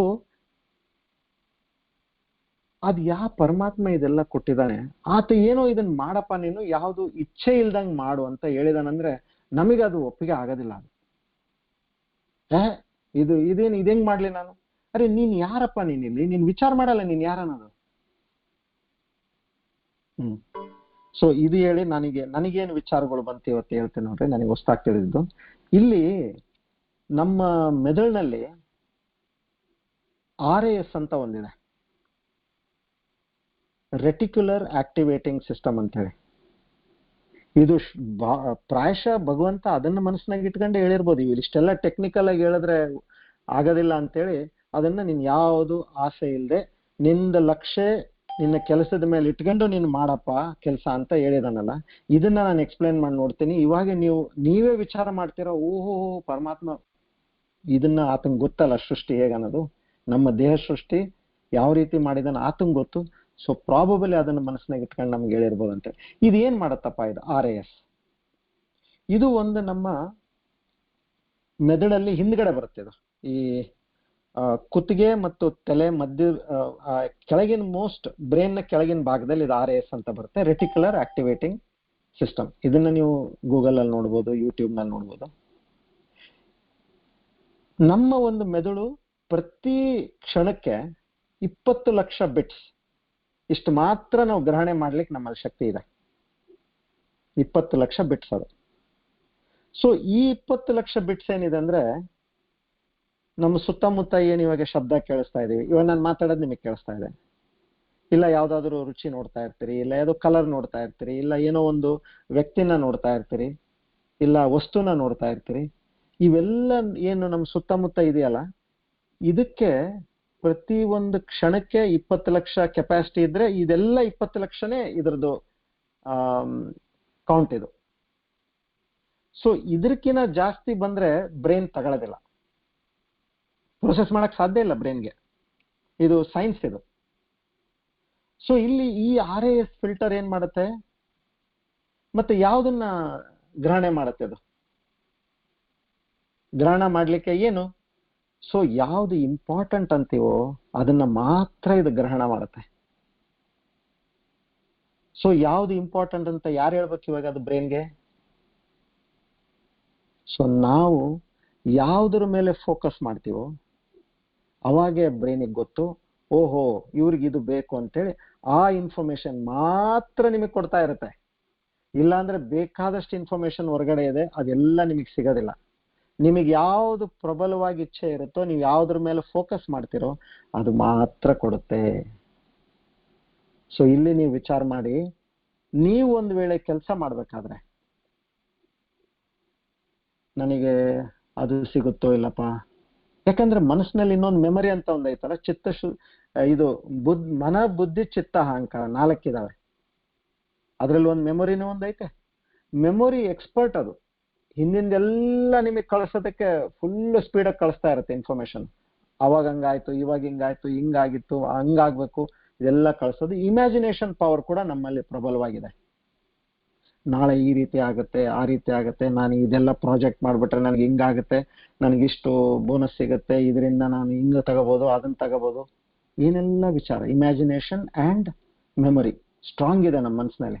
ಸೊ ಇಂಥದ್ರ ಮೇಲೆ ಯಾವಾಗ್ಲೂ ನಿಮ್ದು ಫೋಕಸ್ ಇತ್ತು ಅಂದ್ರೆ ನೀವು ಕೆಲಸ ಮಾಡ್ಬೇಕಾದ್ರೆ ಏನ್ ಇನ್ಪುಟ್ಸ್ ತಗಂತಾ ಇರ್ತೀರಾ ಅದಕ್ಕೆ ಧಕ್ಕೆ ಆಯ್ತಲ್ಲ.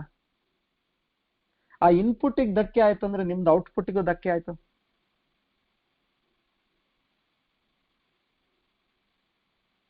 ಇದು ಬಹಳ ಟೆಕ್ನಿಕಲ್ ಆಗಿರೋ ವಿಚಾರ ಮಾಡಿ. ನೀವು ಅದನ್ನ ಆಸೆ ಮೇಲೆ ಬಿಟ್ಟು ಬಿಡೋದು, ಅದನ್ನ ಭಗವಂತ ಹೇಳಿದ್ದು, ಅದನ್ನ ಒಂದ್ ಸ್ವಲ್ಪ ಬಗ್ಲಿಗಿಟ್ರೆ ಅದನ್ನ. ಬಟ್ ಪ್ರಾಕ್ಟಿಕಲ್ ಆಗಿ ನೀವು ವಿಚಾರ ಮಾಡ್ರಿ, ಯಾವ್ದನ್ನ ನೀವು ಕೆಲಸ ಮಾಡ್ತಿರ್ಬೇಕಾದ್ರೆ ನಮ್ಮ ಸಿಸ್ಟಮ್ಮೇ ಆಗಿದೆ. 20 ಲ್ಯಾಕ್ ಬಿಟ್ಸ್ಗಿನ ಜಾಸ್ತಿ ನಮ್ಮಲ್ಲಿ ತಗೊಳಕ್ ಸಾಧ್ಯ ಇಲ್ಲ. ನೀವು ವಿಚಾರ ಏನಾದ್ರೂ ಈ ಕಡೆ ಆ ಕಡೆ ಮಾಡಿದ್ರೆ ನಿಮ್ದು ಇನ್ಪುಟ್ ಕಮ್ಮಿ ಆಗುತ್ತೆ, ಇನ್ಪುಟ್ ಕಮ್ಮಿ ಆದ್ರೆ ಔಟ್ಪುಟ್ ಕಮ್ಮಿ ಆಗುತ್ತೆ, ಔಟ್ಪುಟ್ ಕಮ್ಮಿ ಆದ್ರೆ ನಿಮಗೆ ರಿಸಲ್ಟ್ ಕಮ್ಮಿ ಆಗುತ್ತೆ.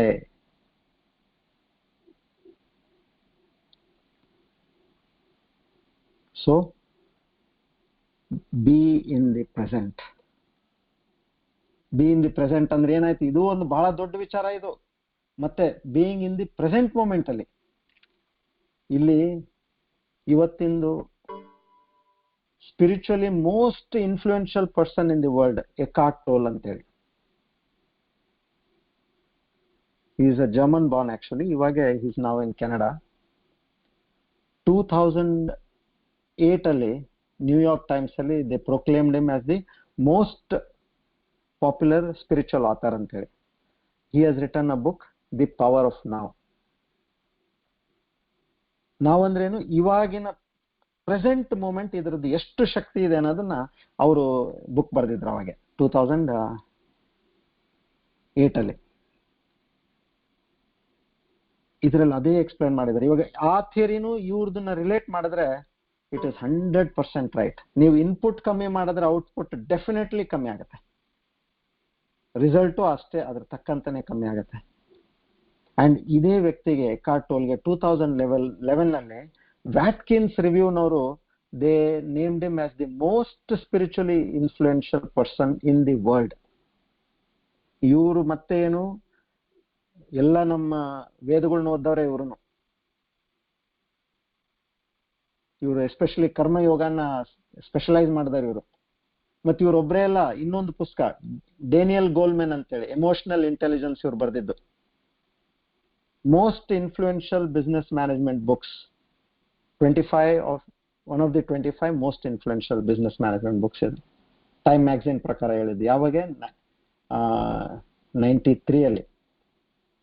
95 ಅಲ್ಲಿ ನ್ಯೂಯಾರ್ಕ್ ಅವರು ಬೆಸ್ಟ್ ಸೆಲ್ಲರ್ಸ್ ಅಂತ ಕೊಟ್ಟಿದ್ದಕ್ಕೆ.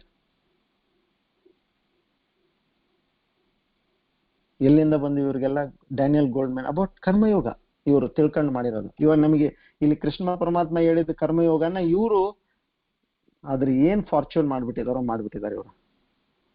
ಪೂರಾ ವೆಸ್ಟರ್ನ್ ವರ್ಲ್ಡ್ ಇದನ್ನ ಫಾಲೋ ಮಾಡ್ತಾ ಇದ್ದಾರೆ. ಸೊ ಇದನ್ನ ಸಲೀಸಾಗಿ ತಗೋಬೇಡಿ. ಆಸೆ ಇಲ್ಲದೆ ಮಾಡ್ರಿ ಅಂದ್ರೆ, ಆಸೆ ಕಡೆ ಫೋಕಸ್ ಹೋಗ್ತಿದ್ರೆ ನಿಮ್ದು ಇಲ್ಲಿ ಕೆಪಾಸಿಟಿ ಕಮ್ಮಿ ಆಗತ್ತೆ. ಅದನ್ನ ವಿಚಾರ ಮಾಡೋದು. ಆ ರೆಟಿಕ್ಯುಲರ್ ಆಕ್ಟಿವಿಟಿ ನಿನ್ ಬ್ರೈನ್ ಅಲ್ಲಿ ಅದ್ರ ಕೆಪಾಸಿಟಿ ಹೋಯ್ತು. ಆಮೇಲೆ ಭಗವಂತ ಹೇಳ್ತಾನೆ, ನಿನ್ನ ಕರ್ಮದ ಪ್ರಕಾರ ಕರ್ಮ ಫಲದಾತ ಆ ಥಿಯರಿ ಆಫ್ ಕರ್ಮ ಏನ್ ಕೊಡ್ಬೇಕು ನಿನಗೆ ಅದು ಕೊಡುತ್ತಪ್ಪ. ಅದು ಅದ್ರ ಕಡೆ ಜಾಸ್ತಿ ವಿಚಾರ ಮಾಡ್ಬೇಡ. ಇವಾಗ ಫಾರ್ ಎಕ್ಸಾಂಪಲ್ ಕ್ರಿಕೆಟ್ ಸ್ಟೇಡಿಯಂ ಆಟ ನಡೀತಾ ಇದೆ.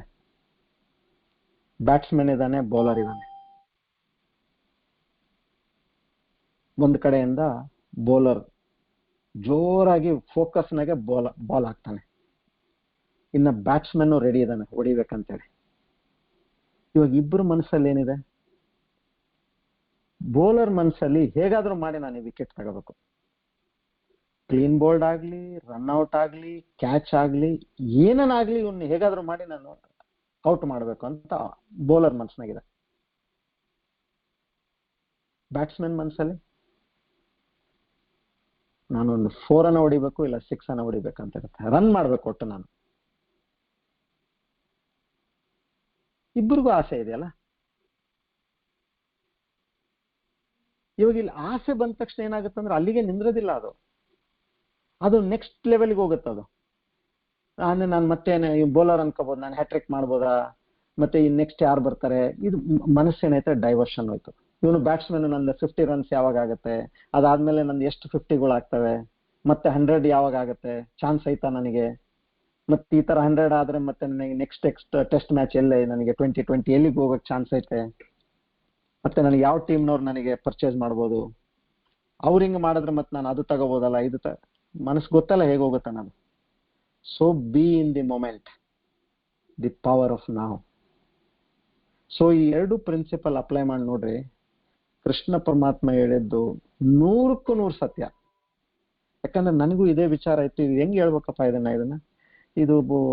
ಇದನ್ನ ಯಾವುದು ಆಸೆ ಇಲ್ಲದೆ ನೀನು ಕೆಲಸ ಮಾಡು ಅದು ಇದು ಅಂತಂದ್ರೆ ಇದು. ಸೊ ಅವಾಗ ನನ್ಗೆ ಏನೋ ದೇವ್ರ ದಯೆ ಇದು, ಮಧ್ಯಾಹ್ನನೇ ನನಗೆ ವಿಚಾರ ಬಂತಿದ್ದು. ಪರ್ಫೆಕ್ಟ್ ಆಗಿದೆ ನೋಡಿ. ಇದು ಆಲೋಚನೆ ಮಾಡ್ರಿ, ನೀವು ಎಷ್ಟು ಆಲೋಚನೆ ಮಾಡ್ತಿರೋ ನಿಮಗೆ ಇದ್ರ ವಿಷಯಕ್ಕೆ ಅಷ್ಟು ಕನ್ವಿನ್ಸಿಂಗ್ ಕೆಪಾಸಿಟಿ ಬರುತ್ತೆ. ಇದ್ರ ಮೇಲೆ ನಾವು ಮತ್ತೆ ಪ್ರಶ್ನೆ ತಗೊಂಡ್ ಮಾಡೋಣ. ಈಗ ಸದ್ಯ ಧ್ಯಾನ ಮಾಡೋಣ, ನಾವು ಪಂಚಕೋಶದ ಧ್ಯಾನ ಮಾಡೋಣ.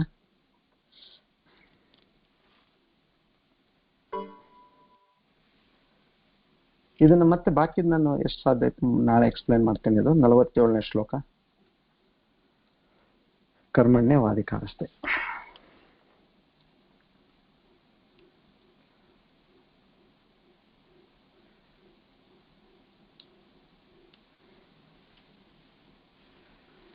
ಓಕೆ, ಎಲ್ಲರೂ ತಮ್ಮ ತಮ್ಮ ಸ್ಥಳದಲ್ಲಿ ಸುಖವಾಗಿ ಕೂತ್ಕೊಳ್ಳಿ.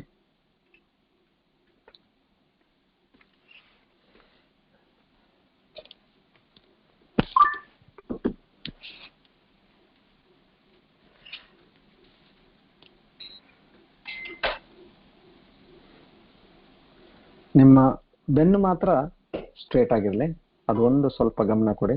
ಬಾಕಿ ಎಲ್ಲ ನಿಮ್ಮ ದೇಹದ ಭಾಗಗಳು ಎಷ್ಟು ಸಲೀಸಾಗಿರ್ಲಿಕ್ಕೆ ಸಾಧ್ಯ ಉಂಟು ಆ ಥರ ಕುತ್ತಿಗೆ, ಬೆನ್ನು ಮತ್ತು ತಲೆ ಒಂದು ಸ್ಟ್ರೇಟ್ ಲೈನ್. ಯಾಕಂದ್ರೆ ಅಲ್ಲೆಲ್ಲ 7 ಚಕ್ರಗಳು ಅಲ್ಲೇ ಇರೋದು, ಅದಕ್ಕೆ ಸೀದಾ ಇರ್ಬೇಕನ್ನೋದು.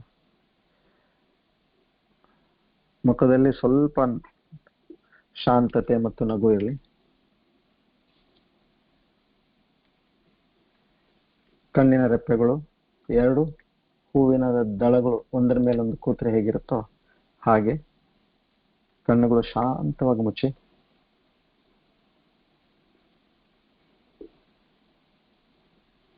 ಈಗ ಉಸಿರಿನ ಕಡೆ ಗಮನ ಇರಲಿ.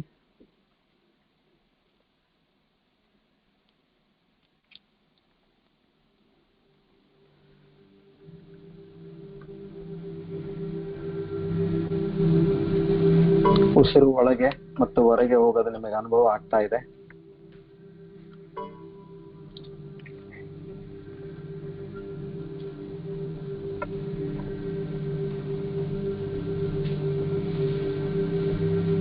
ಈ ಒಂದು ಧ್ಯಾನ ನಮ್ಮ ನಿಜ ಸ್ವರೂಪ, ನಮ್ಮಲ್ಲಿ ಇರ್ತಕ್ಕಂಥ ಆ ಒಂದು ಅರಿವು, ಚೈತನ್ಯ ಶಕ್ತಿ, ಆ ಪರಮಾತ್ಮ, ಅದನ್ನು ನಾವು ತಿಳ್ಕೊಳ್ಳೋದಕ್ಕೆ ಈ ಒಂದು ಪಂಚಕೋಶ ಧ್ಯಾನ ನಾವು ಮಾಡ್ತಾ ಇದೀವಿ. ಇವಾಗ ಉಸಿರಿನ ಮೇಲೆ ಗಮನ ಇರಲಿ.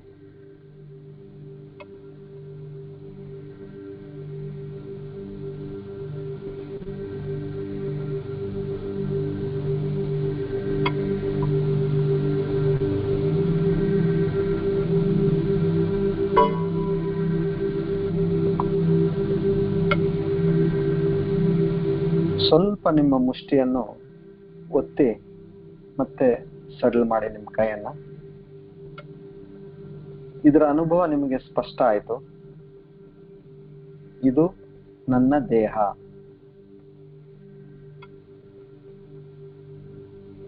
ಈ ದೇಹ ನನಗೆ ಕಾಣಿಸ್ಬರ್ತಾ ಇದೆ. ಈ ದೇಹದಲ್ಲಿ ಸಾಕಷ್ಟು ಬದಲಾವಣೆ ಇದೆ.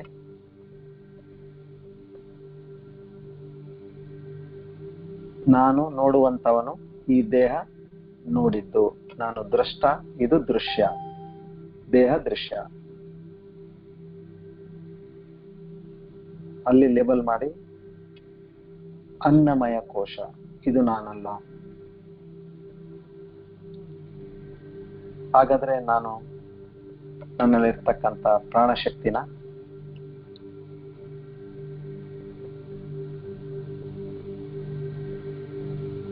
ಪ್ರಾಣಶಕ್ತಿ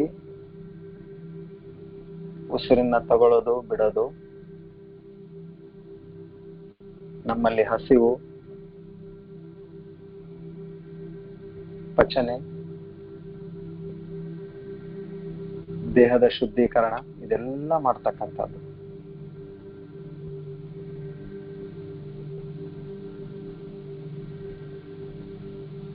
ಇವಾಗ ನಮಗೆ ಉಸಿರಾಡೋದ್ರದ್ದು ಅನುಭವ ನಮಗಿದೆ.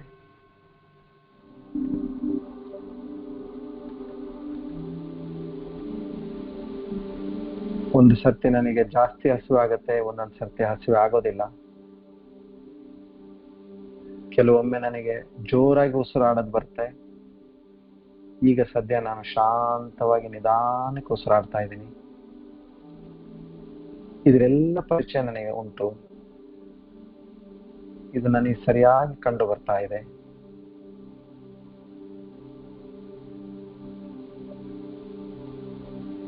ನಾನು ದ್ರಷ್ಟ, ಈ ಒಂದು ಪ್ರಾಣಶಕ್ತಿ ದೃಶ್ಯ, ಇದು ಕೂಡ ನಾನಲ್ಲ.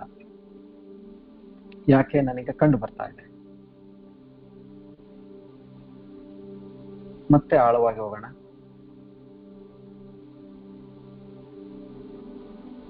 ಮನಸ್ಸು.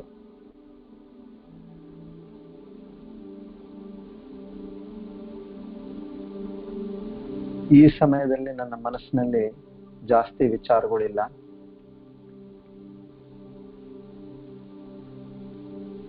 ಸ್ವಲ್ಪ ಸಮಯದ ಹಿಂದೆ ಬಹಳಷ್ಟು ವಿಚಾರಗಳು ನನ್ನ ತಲೆಯಲ್ಲಿ ಬರ್ತಾ ಇದ್ವು.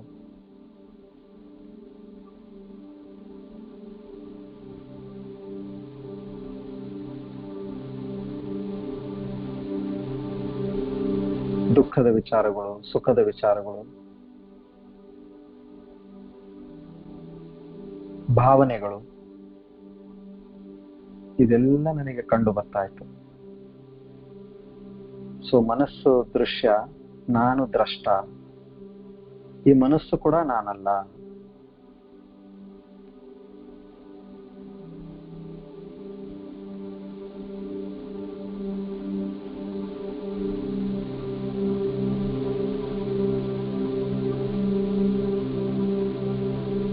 ಅನ್ನಮಯ ದೇಹವು ನಾನಲ್ಲ, ಪ್ರಾಣಮಯ ಅದು ನಾನಲ್ಲ, ಮನೋಮಯ ಇದು ಕೂಡ ಕಾಣ್ತಾ ಇದೆ ನನಗೆ, ಇದು ನಾನಲ್ಲ.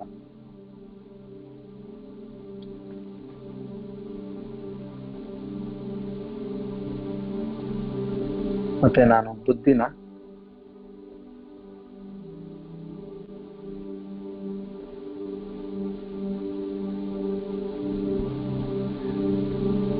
ನಾನು ನಿಮಗೆ 2+2 ಎಷ್ಟು ಅಂತ ಕೇಳಿದ್ರೆ ನಿಮ್ಮ ಮನಸ್ಸಿನಲ್ಲಿ 4 ಸ್ಪಷ್ಟವಾಗಿ ಚಿತ್ರೀಕರಣ ಆಗುತ್ತೆ.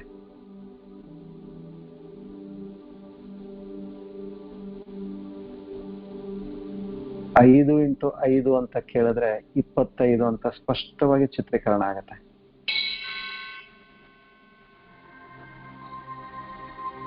ಇದು ಬುದ್ಧಿ, ವಿಜ್ಞಾನಮಯ ಕೋಶ.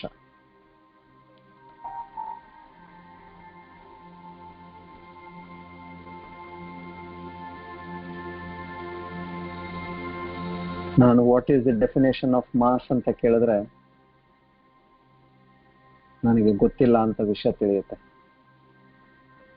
ಕೆಲವು ವಿಷಯ ತಿಳಿಯುತ್ತೆ, ಕೆಲವು ವಿಷಯ ತಿಳಿಯೋದಿಲ್ಲ. ಇದು ಬುದ್ಧಿಯ ಕೆಲಸ. ಅದು ದೃಶ್ಯ, ನಾನು ದ್ರಷ್ಟ. ಇನ್ನ ಆಳವಾಗಿ ಹೋಗಿ ನೋಡೋಣ.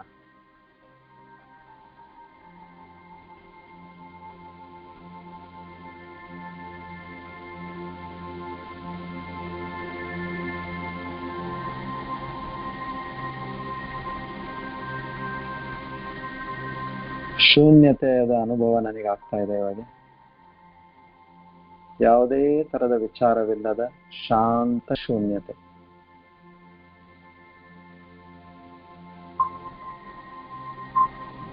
ಅದು ಕೂಡ ನನಗೆ ಕಂಡು ಬರ್ತಾ ಇದೆ.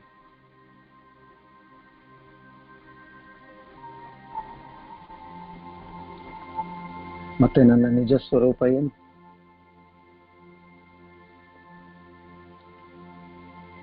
ಇವೆಲ್ಲವನ್ನು ನೋಡ್ತಕ್ಕಂಥ, ಸದಾ ನನ್ನಲ್ಲಿ ಇರ್ತಕ್ಕಂಥ ಆ ಒಂದು ಅರಿವಿನ ಶಕ್ತಿ, ಆ ಒಂದು ಚೈತನ್ಯ ಶಕ್ತಿ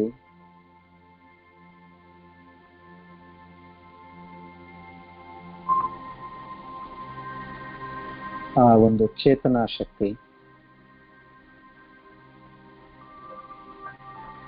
ಇದೇ ಪರಮಾತ್ಮನ ಸ್ವರೂಪ. ಸತ್ ಚಿತ್ ಆನಂದ ಆತನ ನಿಜವಾದ ಸ್ವರೂಪ. ಈ ದೇಹದಿಂದ ಮನಸ್ಸು ಮತ್ತು ಸ್ಥೂಲ ಸೂಕ್ಷ್ಮ ಕಾರಣ ಶರೀರ ತೆಗೆದ್ರೆ ಆ ಉಳಿಯೋದು ಅದೊಂದೇ ಚೇತನ ಶಕ್ತಿ.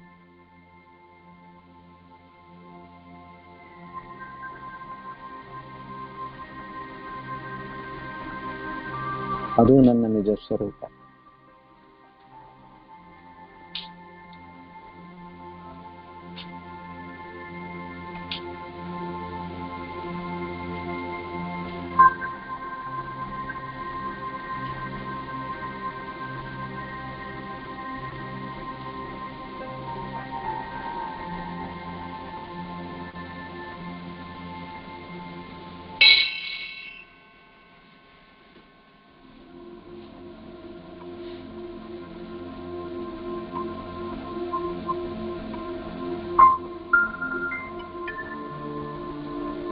ಈಗ ನಿಧಾನಕ್ಕೆ ನಿಮ್ಮ ಆನಂದಮಯ ಕೋಶ ಅದರ ಅನುಭವ ಆಗ್ಲಿ ಮೊದಲು.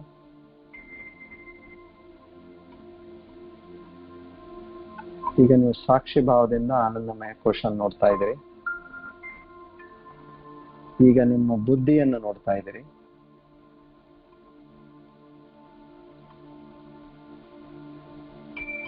ಮನಸ್ಸನ್ನು ನೋಡ್ತಾ ಇದ್ದೀರಿ.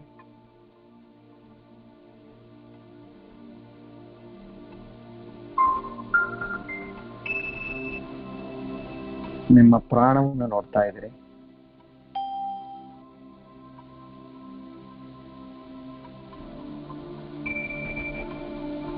ನಿಮ್ಮ ಶರೀರವನ್ನು ನೋಡ್ತಾ ಇದ್ದೀರಿ.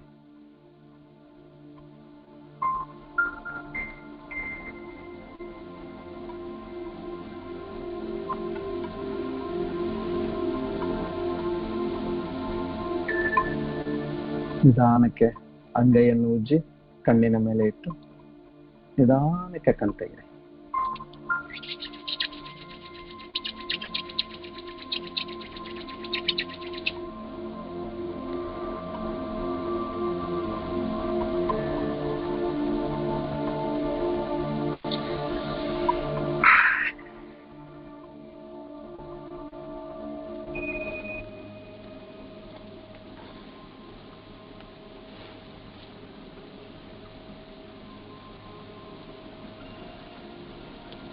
ಓಕೆ, ಪ್ರಶ್ನೆ ಇದೆಯಾ?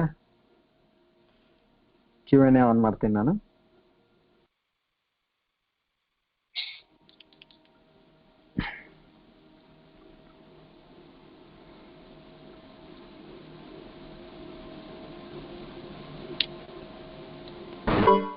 ಹಲೋ. ಹರಿ ಓಂ ಗುರುಜಿ. ಹಾ, ನಮಸ್ಕಾರ. ಹೇಳ್ರಿ. ನಮಸ್ಕಾರ. ನಂದು ನಮ್ಮ ಮನೆಯವ್ರು ನಿನ್ನ ಏನೋ ಕೇಳಿದ್ರಲ್ಲ ಒಂದು ಪ್ರಶ್ನೆ, ಅದರ ಕನೆಕ್ಟೆಡ್ ಇದು. In the process of keeping our minds clear and clean, old clutter ಅದೆಲ್ಲ ಇರ್ತಾವಲ್ಲ. ನೀವು ಅವ್ರದ್ದು ಫೋನ್ ಆನ್ ಇದ್ರೆ ಸ್ವಲ್ಪ ಅದನ್ನ ಮ್ಯೂಟ್ ಮಾಡ್ತೀರಾ ಇಲ್ಲ ಬಂದ್ ಮಾಡ್ತೀರಾ? ನಿಮ್ ಮನೆಯವ್ರು ಇದ್ರೆ ಬದಲಿಗೆ. ಯಾಕಂದ್ರೆ ಎರಡು ಇದ್ರೆ ಎಕೋ ಆಗತ್ತೆ. I see. So how to clear the clutters from our minds? Past ಎಲ್ಲ ಇರುತ್ತೆ. ಒಂದು ಇಲ್ಲಿವರೆಗೂ ಏನು ಕ್ಲಟರ್ ಇದೆಯಲ್ಲ, ಇಲ್ಲಿವರೆಗೂ ಏನು ಕ್ಲಟರ್ ಇದೆ, ಇನ್ಫ್ಯಾಕ್ಟ್ ಇದು ಮುಂದಿನ ಶ್ಲೋಕದಲ್ಲಿ ಬರುತ್ತೆ. ಅವಾಗ ಕೃಷ್ಣ ಪರಮಾತ್ಮ ಹೇಳ್ತಾರೆ ಅದನ್ನ ಯಾವ ರೀತಿ ಏನಂತ ಇಲ್ಲ. ಯಾವುದು ಇದಕ್ಕೆ ಒಂದು ಬಹಳ ಹಳೇದು ಯಾವ್ದಾದ್ರು ನಿಮಗೆ ಗಾಢವಾದ ಒಂದು ಕ್ಲಟರ್ ಇತ್ತಂದ್ರೆ ಅದಕ್ಕೆ ನೀವು ಇಲ್ಲಿ ಏನ್ ಮಾಡ್ಬೋದು, ಇವು ಪ್ರಾಯಶ್ಚಿತ್ತ ಕರ್ಮ ಮಾಡ್ಬೇಕಾಗತ್ತೆ. ಪ್ರಾಯಶ್ಚಿತ್ತ ಬಂದ್ಬಿಟ್ಟು ಅದು ಒಂದು ವ್ರತ ಆಗ್ಬೋದು, ಇಲ್ಲ ಅಂದ್ರೆ ಜಪ ಆಗ್ಬೋದು. ಇಂಟೆನ್ಷನಲಿ ನಿಮಗೆ ಯಾವ್ದು ಇಂಥ ಒಂದು ತಪ್ಪು ನಾನು ಮಾಡಿದ್ದೀನಿ, ಆ ತಪ್ಪಿನಿಂದ ನನಗೆ ಸಾಕಷ್ಟು ತೊಂದರೆ ಆಗ್ತಾ ಇದೆ ಜೀವನದಲ್ಲಿ, ಅದಾಗೋಗಿದೆ, ತಪ್ಪಾಗೋಗಿದೆ. ಸೊ ಅದಕ್ಕೆ ನೀವು ಪರಿಹಾರಕ್ಕಾಗಿ ನೀವೊಂದು ಜಪ ಹಾಗೆ ಮಾಡಿ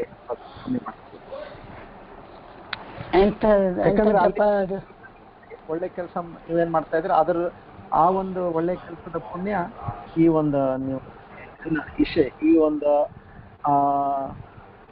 ಕ್ಲೇಶ ಏನು ಬ್ರೇಕ್ ಆಗ್ತಿದೆ ಗುರುಜಿ, ವಾಯ್ಸ್ ಬ್ರೇಕ್ ಆಗಿದೆ. ಸೊ ಅದೇ ನೀವು ಇದಕ್ಕೆ ಪ್ರಾಯಶ್ಚಿತ್ತ ಮಾಡಿದ್ರೆ ನಿಮ್ಗೆ ಅದು ಕಮ್ಮಿ. ಪ್ರಾಯಶ್ಚಿತ್ತ ಅಂದ್ರೆ ಯಾವ ರೀತಿ? ಜಪ ಮನೆಯಲ್ಲೇ ಮಾಡ್ಬೇಕಂತ್ರಿ? ಜಪ ಎಲ್ಲ ಮನೆಯಲ್ಲೇ ಮಾಡ್ಬೋದು. ಮನೆಯಲ್ಲಿ ಮಾಡ್ಬೋದು, ದೇವಸ್ಥಾನದಲ್ಲಿ ಮಾಡ್ಬೋದು, ಎಲ್ಲ ಮಾಡ್ಬೋದು. ಮನೆಯಲ್ಲಿ ಅಷ್ಟು ನಿಮಗೆ ಶಾಂತತೆ ಇರ್ಲಿಲ್ಲ ಅಂತ ದೇವಸ್ಥಾನದಲ್ಲಿ ಮಾಡ್ಬೋದು. ಅಂದ್ರೆ ಎಷ್ಟು ದಿನ ಇಲ್ಲ ಮನೆಯಲ್ಲಿ ಅದು ಮತ್ತೆ ಡೀಟೇಲ್ ಆಗಿ ಹೇಳ್ತೀನಿ. ಅದು ಡೀಟೇಲ್ ಆಗಿ ಹೇಳ್ತಾರೆ. ಡಿಪೆಂಡ್ಸ್ ಆನ್ ಅದನ್ನ ನಾವು ಯಾವ್ದು ಮಾಡಿರ್ತೀವಿ ಅನ್ನೋದು ಅದ್ರ ಮೇಲೆ ಮತ್ತೆ ಡೀಟೇಲ್ ಆಗಿ ಮಾತಾಡೋಣ. Okay, thank you. ನಮಸ್ಕಾರ. ಹರಿ ಓಂ. ಹರಿ ಓಂ. ಹರಿ ಓಂ.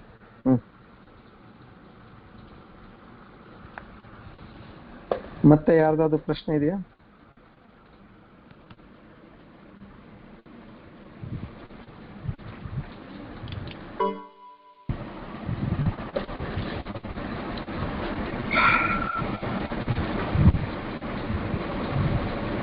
ಓಕೆ,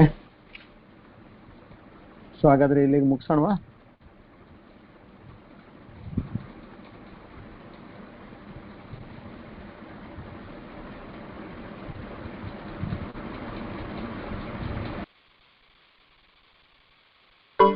ಓಂ ಪೂರ್ಣಮದ ಪೂರ್ಣಮಿದಂ ಪೂರ್ಣಾತ್ ಪೂರ್ಣಮುದಚ್ಯತೆ ಪೂರ್ಣಸ್ಯ ಪೂರ್ಣಮಾದಾಯ ಪೂರ್ಣಮೇವಾವಶಿಷ್ಯತೆ.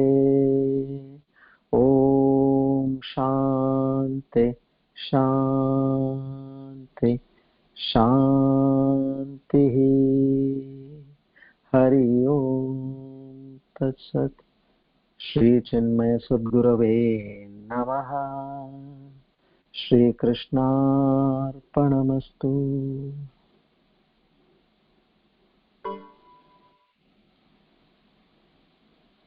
हे परमात्मा, नष्टो मोहः, नष्टो भ्रांति, नष्टो शोकः.